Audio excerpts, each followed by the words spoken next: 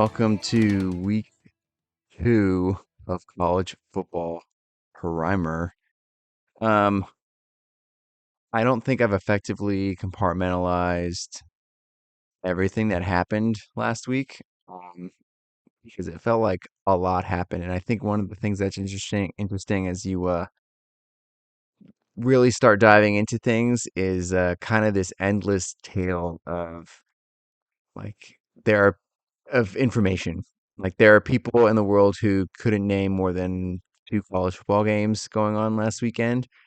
And then there are people who I'm starting to follow on Twitter or in Sports Illustrated or ESPN who are like running down these stats and these players. And I'm like, oh my God, like this is insane. And it's after watching some of these games and trying to think about how they will play out before they start.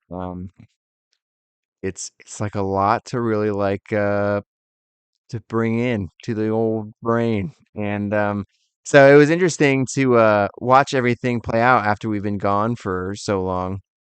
And it was great having football from morning till night. One of the things that I kind of like to compare it to is, when I was a student, um, I have my first week of class, and starting like in middle school, you have different teachers for each subject. And you kind of get a feel like the first few days, you come back from your first day of school and your parents are like, "Hey, how'd everything go?" And you're like, "Well, I think my science teacher is horrible and they're super strict. And then my math teacher seems really fun." I doubt like anyone said their math teacher was fun. But yeah, you like get this snap judgment, first impression of all your new teachers and your new classes, and you go over the syllabus, and it's just like this beating. But one of the things that I learned as I like started getting into my like sophomore, maybe junior year of high school, is that my first impressions were usually wrong.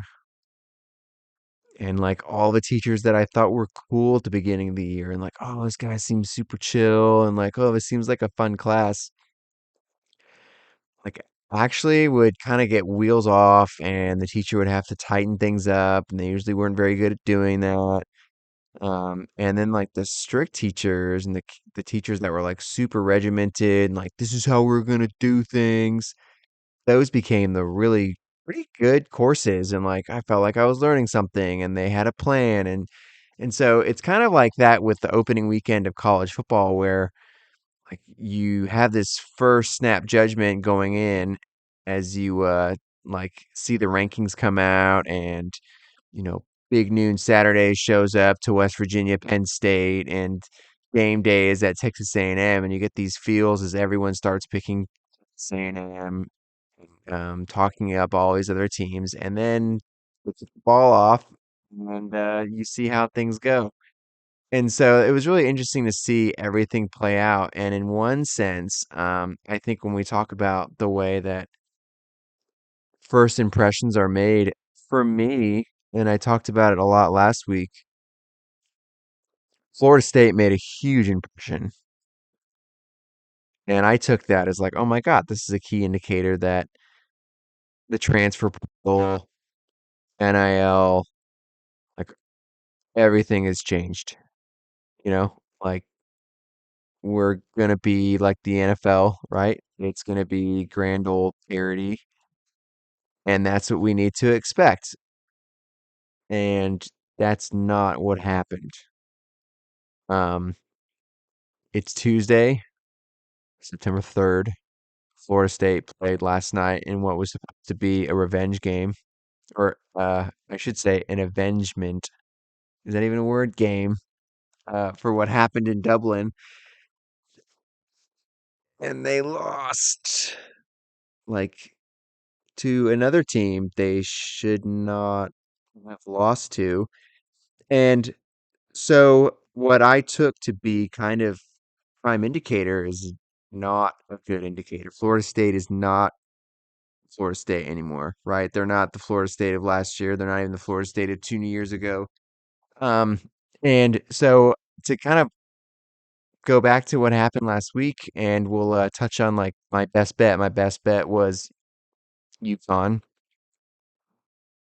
playing against Maryland, and I'm a huge fan of this idea of like if you have a new quarterback, things are going to be a little rough, and you're seeing that with Florida State, right?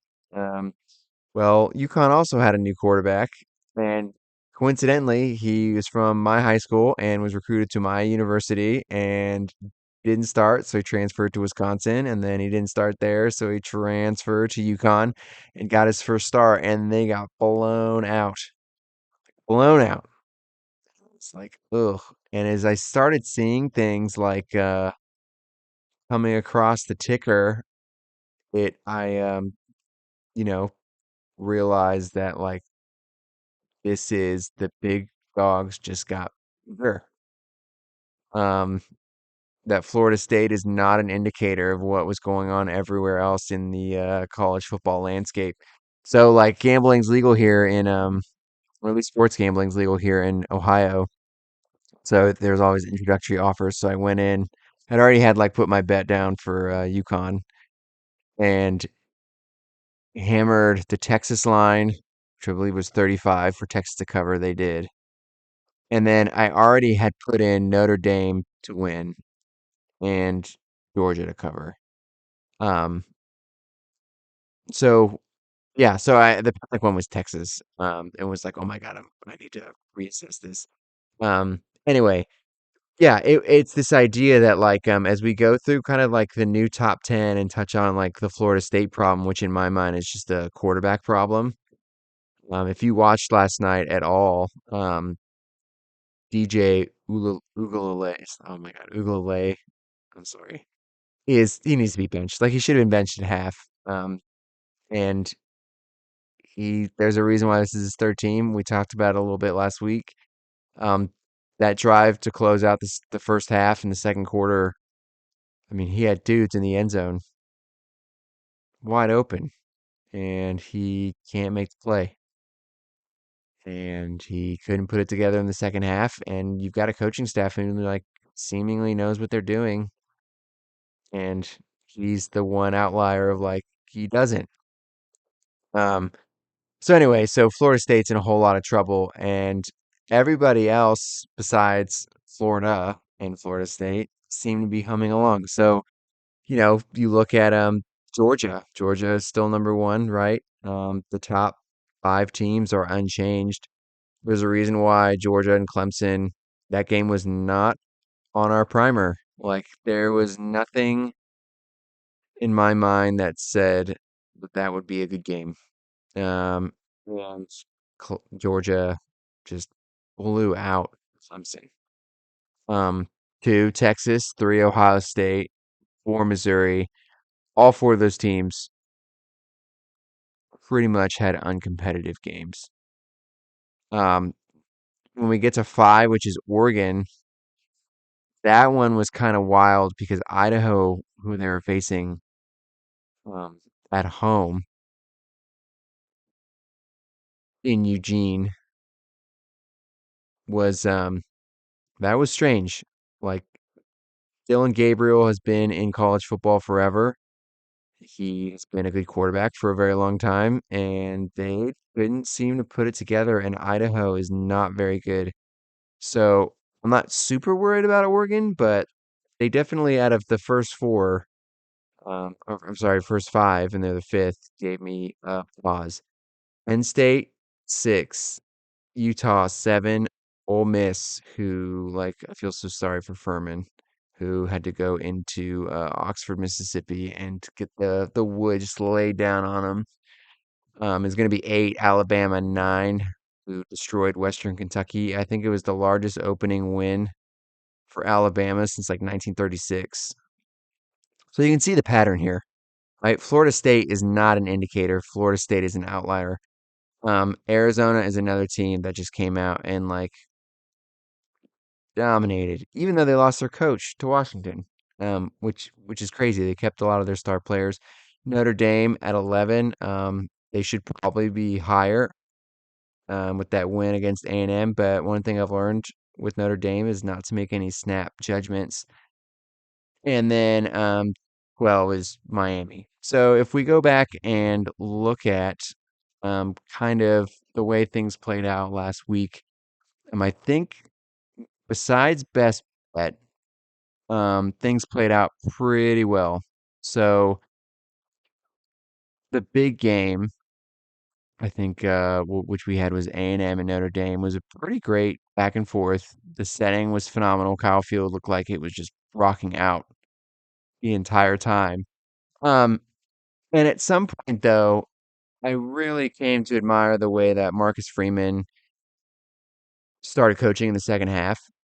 And not reminded me, but it made me think of the ways that you settle into your role, be it as like a manager or coach or a teacher or like when you get elevated to a new position, and you're like the guy in charge. At first I think you are very conservative, like you don't get aggressive, you don't want to get people upset, you don't want to take big risks. And when they're on the road at Kyle Field and it was a tie game, they started going for it. They had that drive in the third quarter. I think it was the third quarter, where they would go for it on fourth, and they went for it again and again. And then there was one point where they're in field goal range, and it was 4th and 1, and they still went for it. And you could just tell that Marcus Freeman was like, we have the better team. Like our defense can shut down Rams offense. We just need to keep going. Um, And obviously, at any point in time, like they could have, A&M could have stopped Notre Dame on that drive, but they didn't. And my hat goes off to Marcus Freeman, who's like, this is not going to be like your dad's Notre Dame, who's playing conservative and we'll get him next round. And this is like, we are going to shove ball down your throat. We've got the better quarterback. Riley Leonard, who transferred from Duke, did a great game. Um, he played much better than Connor Wagman. Part of that is because Notre Dame, I mean, both defenses, Texas A&M and Notre Dame, are quite good. I think A&M's defense is really going to keep them in a lot of games in the SEC.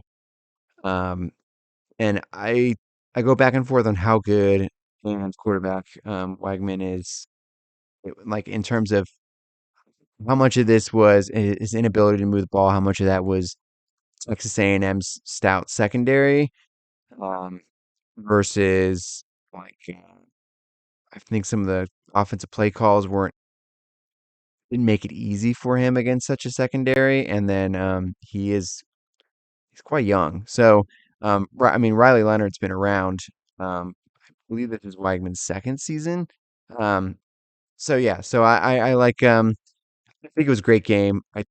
Well, I'm definitely it's one of those things too where we easily could have been like, oh, Georgia versus Clemson somewhere in the mix of the primer, but this one really like held its own, and I thought it was a great way to end the day. In terms of most intriguing, that was the Sunday night game between LSU and USC. And when we talk about three things, this is kind of like the bit, so to speak, of the podcast. I think there are, besides Florida State, which is really shocking. Um, there are three big shocks for me this weekend. The first one is USC's defense.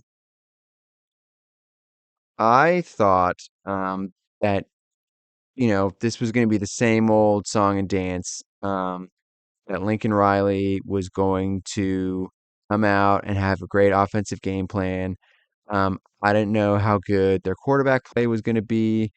Um, I thought Moss may be good, but there's no way you're going to be able to replace. I mean, I think Caleb Williams, who he did replace, is one of the best quarterbacks to come out the past decade.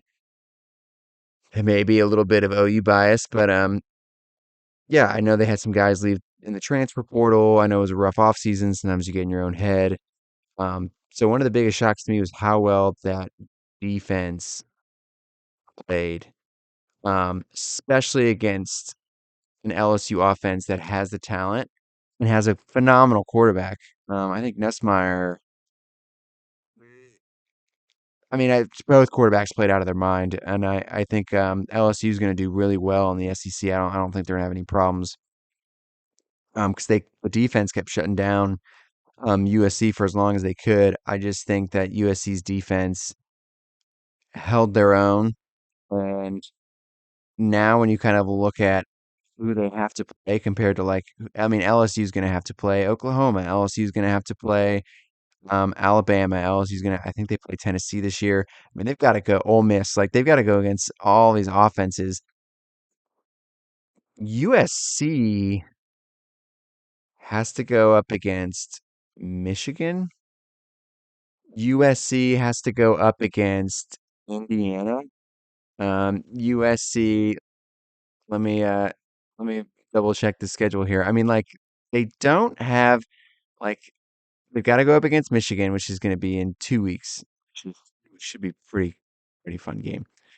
Um, Wisconsin, Minnesota, Penn State will be interesting, but after that, Nebraska, Rutgers, UCLA, and then they end in Washington. They end with Notre Dame, which will be another good one. They host them.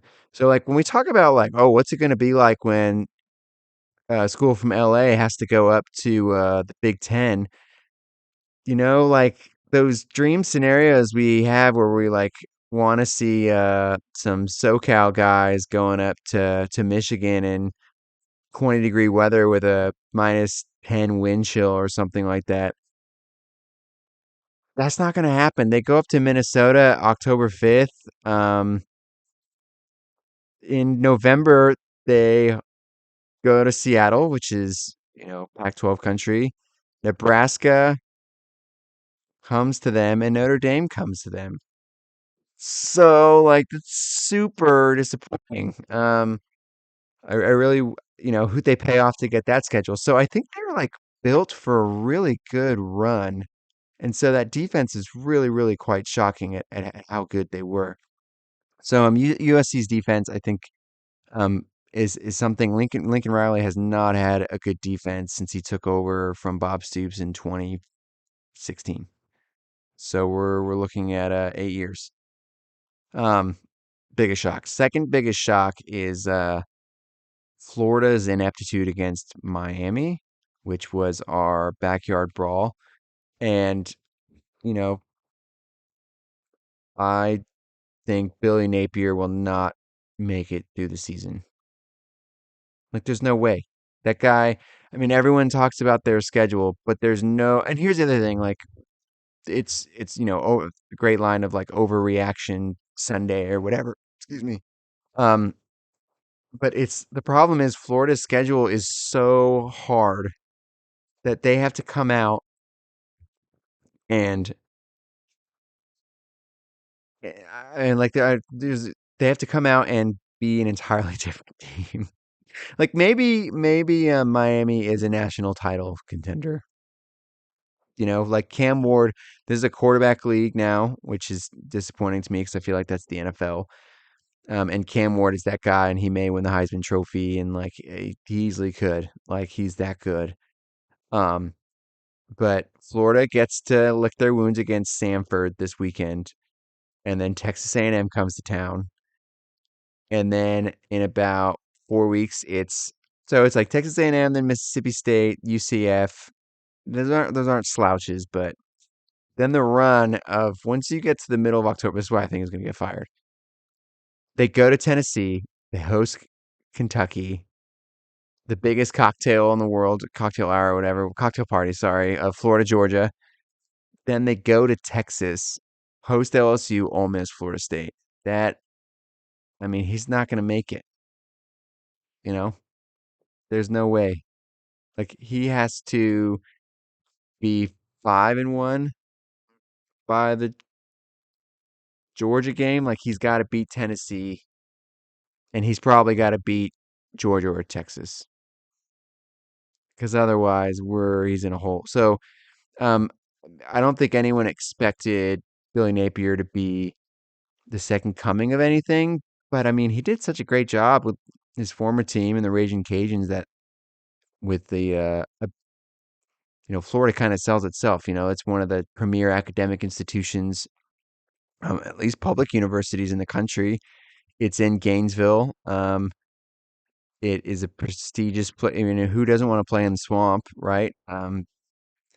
and yeah, he can't put it together. So Florida's ineptitude was pretty shocking. And then the third is the way that schools like Abilene Christian or Idaho like hung with the big dogs. And I don't know if we can call Texas Tech like a big dog, but that Abilene Christian game is really like that score. For those of you who don't know, was the final was in overtime in Lubbock, 52-51, and the only reason it was a 1 point game is because Abilene Christian went for two instead of the extra point to tie it to take it to another overtime. Um, and they were Texas Tech was ahead by I think three scores, and Abilene Christian just kept clawing back. And same thing with Idaho. Idaho is not a good school, football wise. I'm sure they're a great campus. But they hung around with number five. I'm sorry, number three. Oregon's number five in my rankings. Oregon's number three in like the AP poll, and Idaho hung around with them at home in their opener. Um, and so yeah, that's kind of crazy. I just like one more comment on the USC LSU game. Um, it was USC's first win when trailing entering the fourth quarter against an AP ranked team since 2017. Um, and it's their first opening season win against a ranked team since 2003. So that's like wild. And then the other thing I've said prior is that like I'm a huge fan of Brian Kelly. There are so many things that I saw in that game that I remember seeing in the Florida State game versus LSU last year, which is big plays being negated by stupid penalties. And like I do think he's a good coach, but like when he hasn't won an opening game since 2019, Brian Kelly hasn't.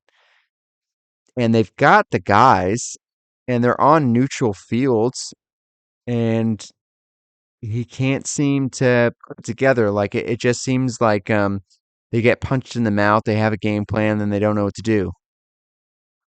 And so I'm definitely rethinking Brian Kelly and we talked about the three title winners coming into this college football season now that Nick Saban's gone. And, Mac Brown barely escaped Minnesota and Dabo Sweeney got his butt handed to him. And so you just have Kirby Smart looking at everybody like, all right, like good luck. Come for the king. You better not miss. Um, all right. So that brings me to our games this week. So the big ones, let's start with best bet. Best bet because I screwed up last week so badly. Like that was my worst. Like I'll lose best bet, but I've never lost it that badly. So we're going to the devil I know. We're going home. We're going to our safe space. And my best bet of the week is Houston visiting Norman, Oklahoma. That is a night game. And OU is favored by 27.5 and take OU to cover. OU's offense is probably the best it's looked in even when Caleb Williams was there. I don't think it's humming as it's the best it's looked since Kyler Murray was there. So 2019. So that's 5 years. That's the best it's looked in a long time. Jackson Arnold looked amazing. Deion Burke, transfer wide receiver from Purdue, had three touchdowns. That's the first time an Oklahoma wide receiver has had three touchdowns in their first game ever in Oklahoma history. The defense looks like it wants to eat your lunch. Like it really is special when a defense comes out and they're not like, okay, just don't give them a touchdown. Or let me put it another way. They're just like trying to keep the offense in the game. Oklahoma's defense comes out and looks like they want to shut out. Like I know every defense comes out wanting that, but they don't look like that. They don't swarm the ball. They don't hit. They don't play aggressively. You know what I'm saying? Like OU's defense looks like they are gunning for the shutout. And Houston hosted UNLV, which is a pretty decent offensive squad, and they got run out of their own building. Houston lost to UNLV 28-7, and that's the seven. It was 28-0 in the fourth. So the spread, the spread with OU and Houston is 27.5. So Boomer Sooner, I think that's my bet of the week. I hope my Sooners take care of business. But yeah, the only weakness with Oklahoma right now is that offensive line. I don't think Houston's going to cause any issues there.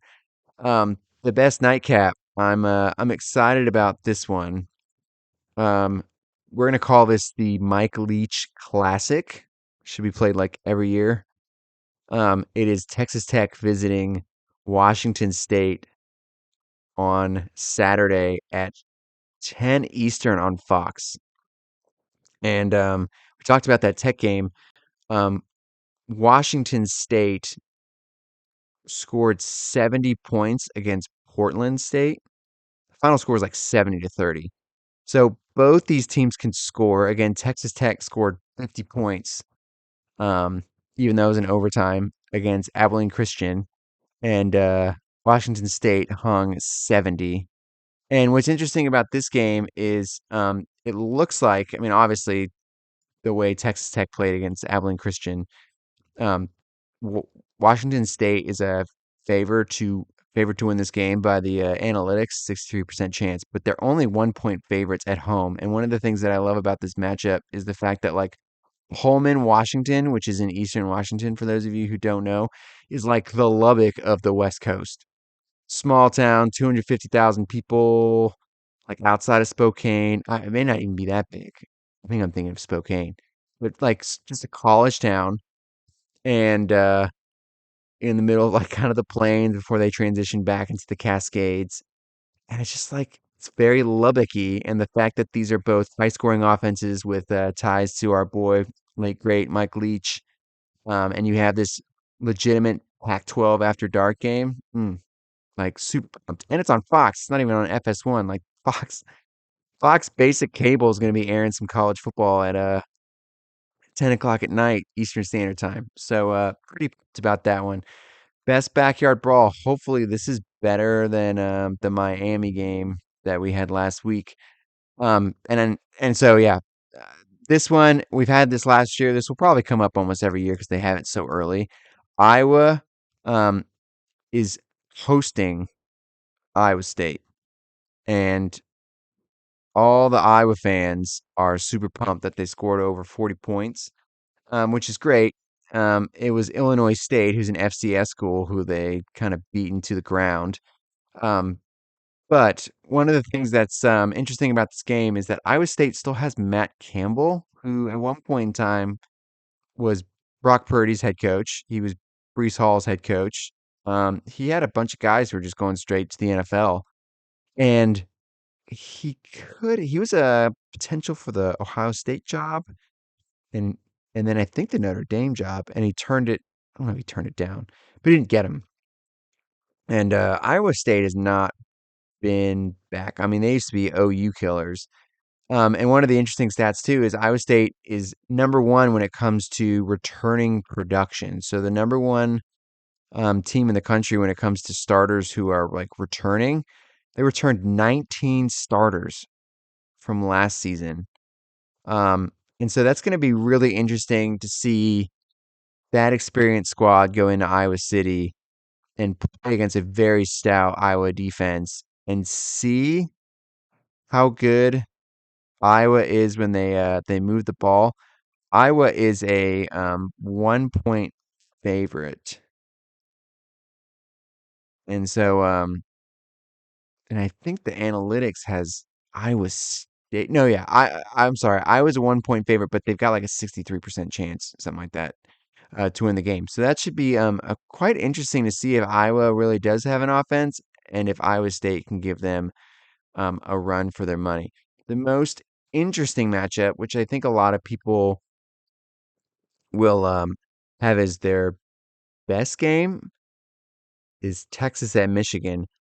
I don't think this is going to be a very good game. I mean, like it's going to be a fun game. Like these are two historic programs, very prestigious, some of the winningest schools in college football history. They set this matchup home and home. Michigan will come to Texas next year, like a decade ago. They set this up a decade ago, but this a lot of the main guys from including JJ McCarthy from last year's run are gone. Coach Harbaugh is gone. Um, they Michigan played Fresno State at home. By the way, Michigan's first 5 games are all at home. Like they need to start 4-1 or 5-0, and if they don't, they're gonna have a huge problem. But here's something I'm wrestling with. I don't know if Michigan just threw a smoke screen up when they were playing Fresno State this weekend, or I'm sorry, I should say last weekend, with their quarterback situation because they rotated between Alex Orji and Davis Warren. And trying to like not give Texas any film to go off of, or if they really just don't know who their quarterback is. And neither neither of them looked great. Like neither of them separated themselves, and that's why I think until the pick six that Michigan had that sealed the game, like Fresno was driving to put it within a score. And so I think that Texas is going to I don't want to say blow them out, but it beat them by 10. And Vegas opened the spread at Texas by 4.5. That line immediately moved to 5.5 and is now at 6.5. And I wouldn't be surprised if it goes to 7 by kick. So it's going to be interesting to see how that plays out. Because again, like these are two very good programs. I mean, you have the national title winner going up against who I have at the number 2 ranked team in the country. But I just think Texas has it where it counts. And when they get up to Michigan and it's going to be like 70 degrees or something stupid, like those Texas boys are going to be like, I can run for like 5 miles in this thing. Like, this is nuts. So their endurance is going to be better than Michigan. So Michigan's only chance to win is if Texas overthinks it and Michigan holds on to the ball, keeps the score low, and gets Texas to make a mistake. And finally, we have my game of the week, which is Nebraska hosting Colorado. And part of this is the fact that this is giving you football all day, my dudes and my dudettes. Like sit down on the couch. You're gonna start with Michigan hosting Texas. Then you're gonna go to Iowa hosting Iowa State. Then you're gonna go to this game. And then you'll end with your after dark, your nightcap. All right. So this is one of the reasons why the order is the way it is. But look, um, as an OU guy who I wasn't really around for when the OU Nebraska games, the classic game of the centuries, for those of you who are unaware, were occurring. Like before OU Tech, I mean, I think OU Texas has always been like 1A when it comes to rivalries with Oklahoma, but this was B. I mean, this was up there in terms of the culture, um, cultural similarities between Nebraska and Oklahoma are very similar compared to Oklahoma and Texas. Um, and the way that you also have the my phone is ringing. You also have the way that the option was going through both Nebraska and Oklahoma at about the same times and the success they had. My heart has always kind of wanted Nebraska to be back to the way they were when you had them almost beating Texas in the Big 12 title game, right? Like there's always something like they're Big Red, we're called Big Red. And they're a total juxtaposition to what's going on in Colorado, which is like Dion swagger train, get out of my way or I won't talk to you, type of thing that's happening. And this is going to be one of the biggest games that has happened in Lincoln, Nebraska in a long, long, long, long, long time. Like a really long time. Um, and I think the other thing that's interesting is it looks like Nebraska has a quarterback. They have number 11 overall recruit who's starting as a freshman, and he looked really good. Dylan Rayola. Um, and he looks like he could be the guy. And Colorado has beaten Nebraska 3 straight times. And it's going to be really, really great to kind of see. Like, I do think Colorado is better than they were last year. That O-line looks pretty good. The defense looks better. And Colorado has two of the top 10 college football players in the country with Shador and Travis Hunter. I mean, Travis Hunter may be one of the best college football players in the past 20 years. I mean, the dude plays both ways, and he had 3 touchdowns, 132 yards, and 7 catches last week. Um, Jimmy Horn Jr. is another guy who 7 receptions, 198 yards, and 2 touchdowns. Um, and here's the crazy part: like Nebraska's favored. So the fact that this is a night game in Lincoln against Colorado, I mean, you talk about one of the things that makes the OU Texas game so great is that like I experienced it when I was up there. There is a cultural difference.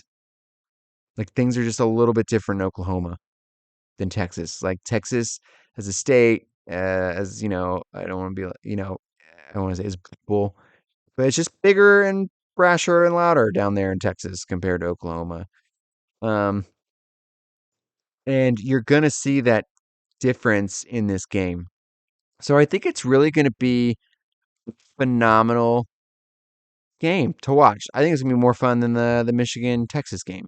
So to recap, wake up, get your breakfast, open a newspaper if you can find it, get some coffee, slow roll it. There's gonna be no soccer in the morning, and then turn on Texas at Michigan. That's gonna be on ABC.